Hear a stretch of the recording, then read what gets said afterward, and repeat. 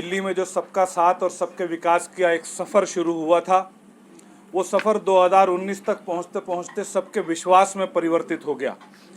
और वो सबके विश्वास को जीतने के लिए प्रधानमंत्री नरेंद्र मोदी जी और अल्पसंख्यक कार्य मंत्री श्री मुख्तार अब्बास नकवी जी के नेतृत्व में विकास का पहिया जो तेलंगाना तक पहुंचा है, उस विकास के माध्यम से आज विश्वास को अर्जित करने के लिए मैं तेलंगाना में आया हूं।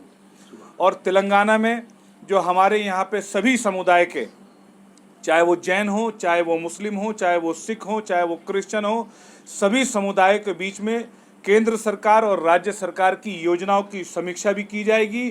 किस हद तक उनके बीच में इस लाभ को पहुंचाया जा रहा है, उसकी समीक्षा होगी। उस समीक्षा की बैठक के बाद गवर्नर साहब को मेमोरेंडम दिया जाएगा कि यहाँ पर किसी समुदाय की क्या आवश्यकताएं हैं, क्या ज़रूरतें हैं।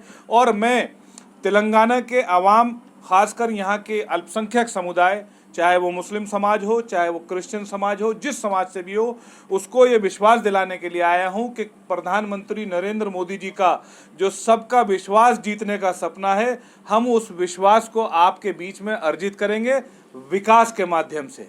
और ये यकीन रखिएगा कि हमारी तरफ से, केंद्र सरकार से जो विकास का पहिया चलेगा, वो बिना जात, बिना धर्म, किसी को भी सामने आने नहीं देगा। कतार में खड़े हुए अंतिम व्यक्ति का उदय ही करेगा। बहुत बहुत शुक्रिया।